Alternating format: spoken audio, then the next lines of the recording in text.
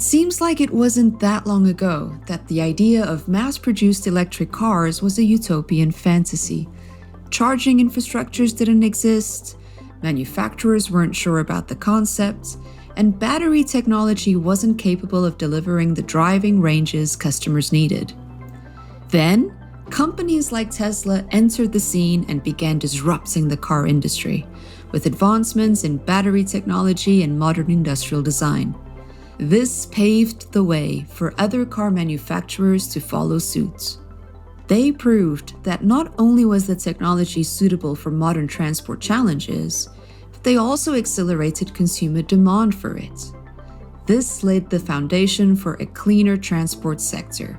So now, in a world where electric vehicles are rapidly becoming a viable alternative to internal combustion engine vehicles, we're asking whether other sustainability challenges should benefit from a little bit more ambition and bold thinking. The cost of energy is going down every year. Why is that? It's because the cost of producing renewable energy, watts per hour, kilowatts per hour, is going down. The flip side is the cost of water is going up every year. And so one of the questions comes about is, what the heck do we do with that? I can parachute you into any place on the planet, and I can help you produce energy very cheaply. I can't parachute you into any place on the planet and help you with water, because that is a finite resource. You just heard from venture capitalist Steve Wesley, managing partner at the Wesley Group, an all-round expert in investing in and scaling climate technology. I'm Dominique Silva, and you're listening to Healthy Spaces, the podcast exploring how technology and innovation are transforming the spaces where we live, learn, work, and play. In today's episode, Steve sits down with Vice President of Innovation at Trane Technologies, Oakley Roberts. They will be discussing the innovative solutions that are helping to build a sustainable future. We'll learn about the significant advancements in renewable energy, as well as the crucial role of energy storage as we transition to a new era of electricity production. Steve and Oakley will highlight how cheaper renewables and smarter technology will help as society shifts towards electric transportation and smart buildings.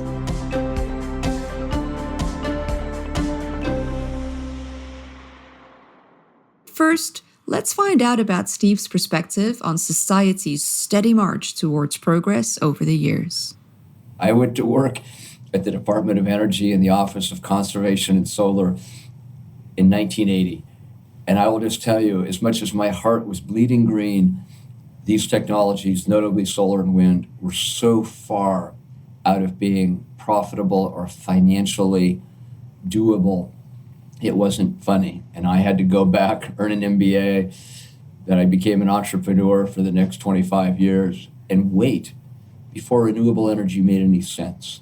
And the reality is, starting in about 2018 to 2020, renewable energy, specifically solar and wind, had both gone down in price so dramatically that virtually every utility in the world was going as renewable as they could.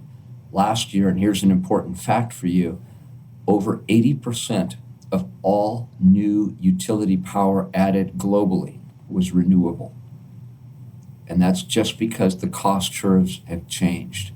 Now, at the same time, and equally important, the cost of battery storage has gone down even faster.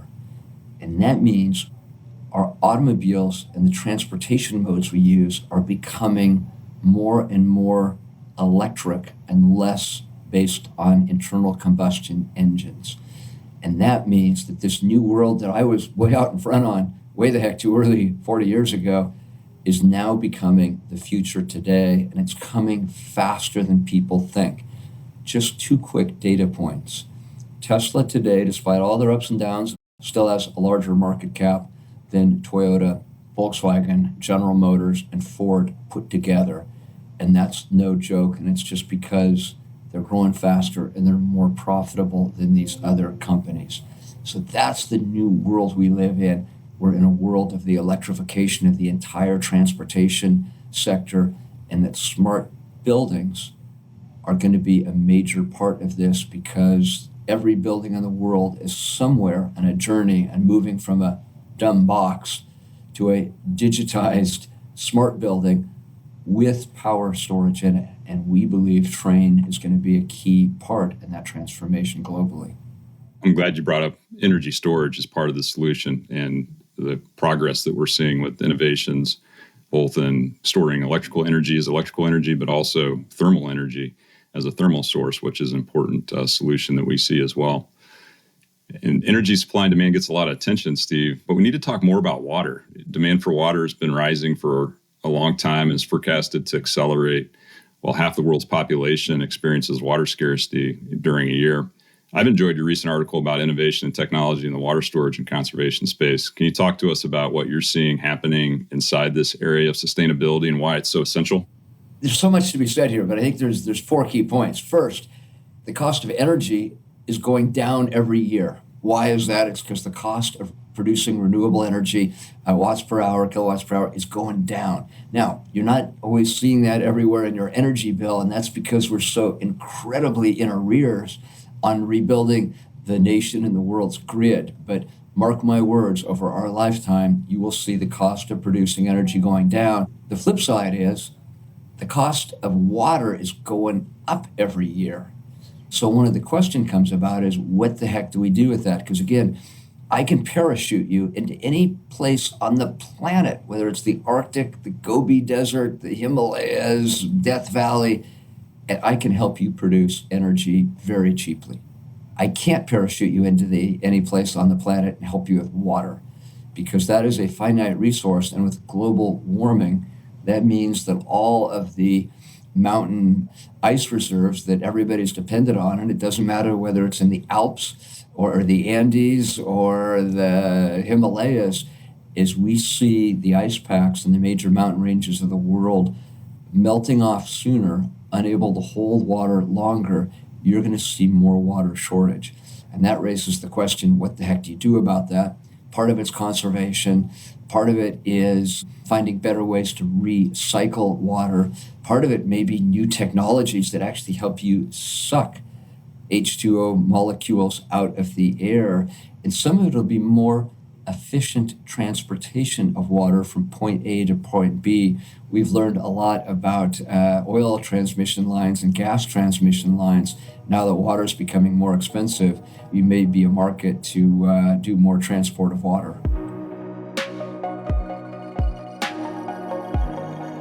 As the challenges surrounding renewables and energy storage reduce, the next big problem society will need to turn its attention to is the issue of water. And one obvious solution to this global threat is recycling. But recycling doesn't just hold the answer to our water problems.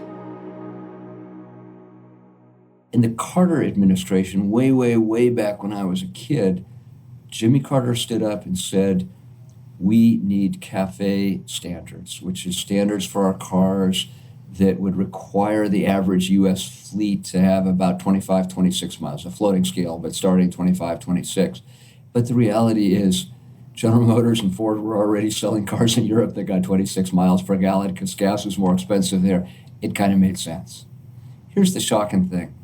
35 years from Jimmy Carter to Obama, we never raised CAFE standards. And President Obama came out and said, well, we're going to raise CAFE standards to 35, and again, a sliding scale, 36 miles per gallon. Congress stood up and said, no. General Motors, Ford, Volkswagen, they're already selling cars that get 35 miles an hour in Europe and other places because gas generally costs more there and you got to sell to a global market. And so you're seeing this change for the better.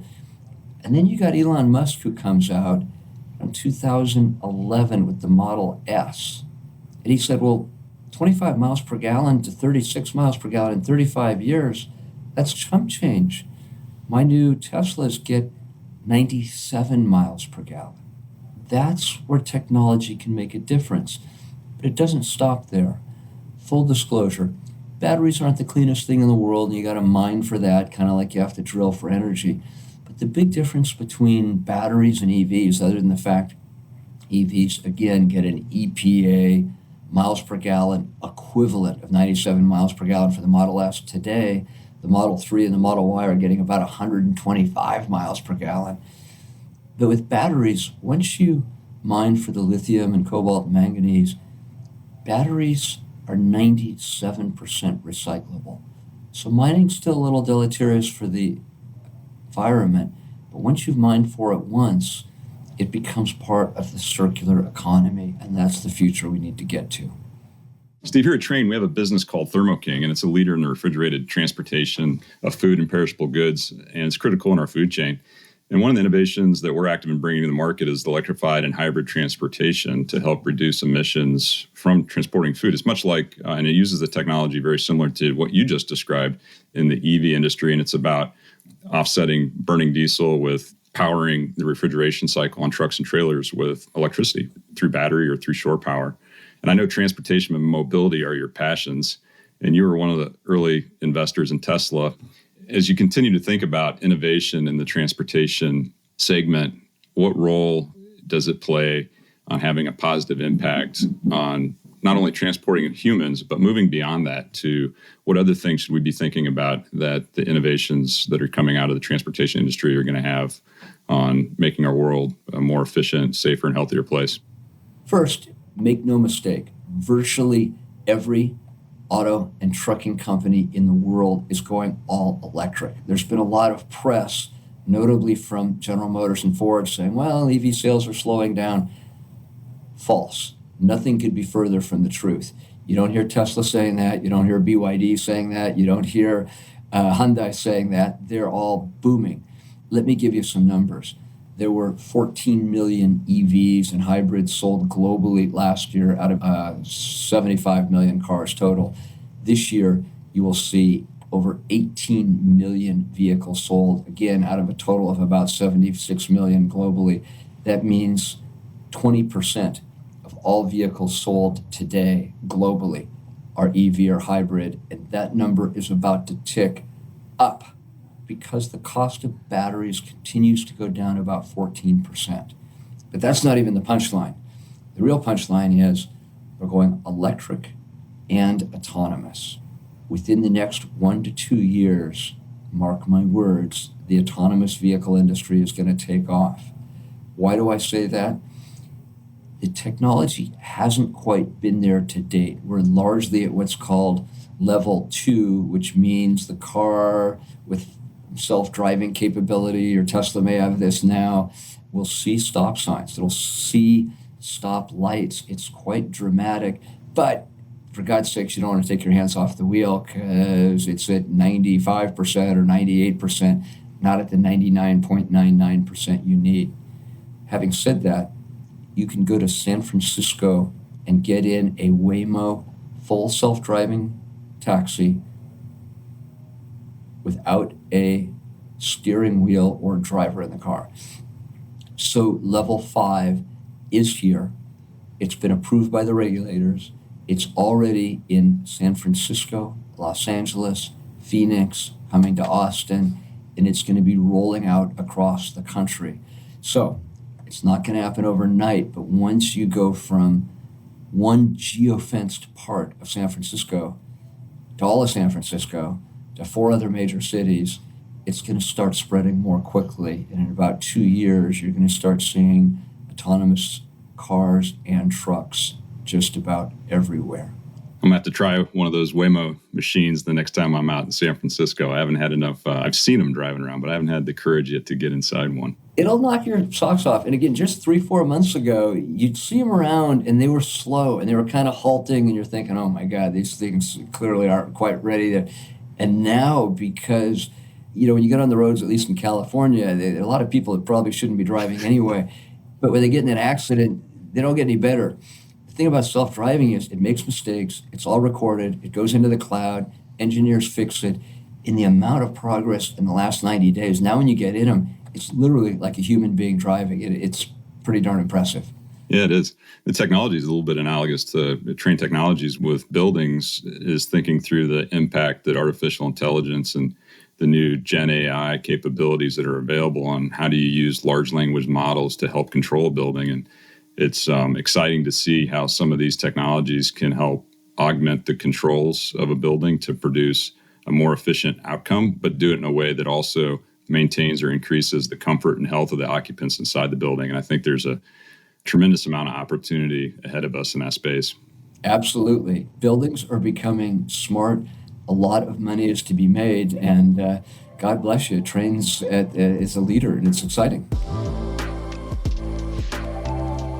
As the conversation comes to a close, we turn our sights away from present solutions and look to the next generation. For many people, including Steve, there is an optimism for the future inspired by today's youth and their appetite for STEM fields. Not only are they bringing a fresh perspective to tomorrow's problems, but they have a vast range of cutting-edge tools to help address them. The next generation, it's stunning what they're going to accomplish.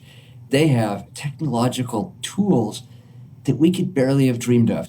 There's this young man named Jason Lin who won the Wesley Prize as a social entrepreneur for creating next-gen language translation. And this is important because in the United States today, we have 60 million Latinos. We've got, I think, close to 20 million Asian Americans. And a lot of them, like my wife, were immigrants from China, came in, not always speaking perfect English, and they needed translation. Google, really, most of my life, been the leader, and IBM to an extent, but Google blew by them, in getting translation technology. And it's incredible. Spent hundreds of millions of dollars on it. And we had this guy, Jason Lim, who stood up and said, I've actually leapfrogged what Google can do. And we're saying, well, you're 20 years old. You're in your dorm room. You've leapfrogged what Google has done over 20 years with hundreds of millions of R&D. And he said, yep, it wasn't a problem. I just used artificial intelligence. Here's the problem. Google's great at translating English to Spanish and Spanish to English or Chinese to English and English to Chinese. But the minute you throw a combination, what's referred to as Chinglish or Spanglish, which is what a lot of people's moms and dads speak when they come as immigrants and can't get access to health services or legal services, that Google thing doesn't work. And this 20-year-old kid sitting in a dorm room developed an app that went to the top 20 in the world with virtually no R&D dollars. Everybody has access to ChatGPT these days. It doesn't cost anything. The new developments from the next generation of people is going to be stunning. I'm happy just to be part of it and help where I can. A big thank you to Steve Wesley for joining us on today's episode, where we discuss the importance of continued investment in climate solutions. At Trane Technologies, we believe that every job is a sustainability job, and every role provides an opportunity for impact. That's why each week on the podcast, we'll feature how someone is building healthy spaces in their organization or community. This week, we're sharing a submission from Claudia Carvajal-Torres, Services Account Manager at Trane, Vancouver. Collaborating with the service sales team, Claudia is delivering on her commitment to help building owners and factories achieve their sustainability and decarbonization goals. Claudia also organizes and connects members of the Vancouver team with volunteering opportunities at Frog Hollow Neighborhood House, a place where young engineers can present STEM topics to the youth in Canada and at the Great Vancouver Food Bank. By providing healthy foods to individuals and families in need, as well as nurturing young people's interest in STEM fields, Claudia and the Trane Vancouver office are building a healthier and more equitable society. Claudia, thank you for writing in, and thank you for all the hard work you and your team are doing. Would you like to share how you're building healthy spaces too? Well, visit us at tranetechnologies.com/Healthy Spaces Podcast to share your story. Thank you for listening in to the Healthy Spaces Podcast, where we explore how climate technology and innovation are transforming the spaces where we live, work, learn, and play. If you want to find out more about our conversation today, make sure you check out the show notes. And remember to rate and review us in your favorite podcast app. That's it for today's episode. We'll see you next time.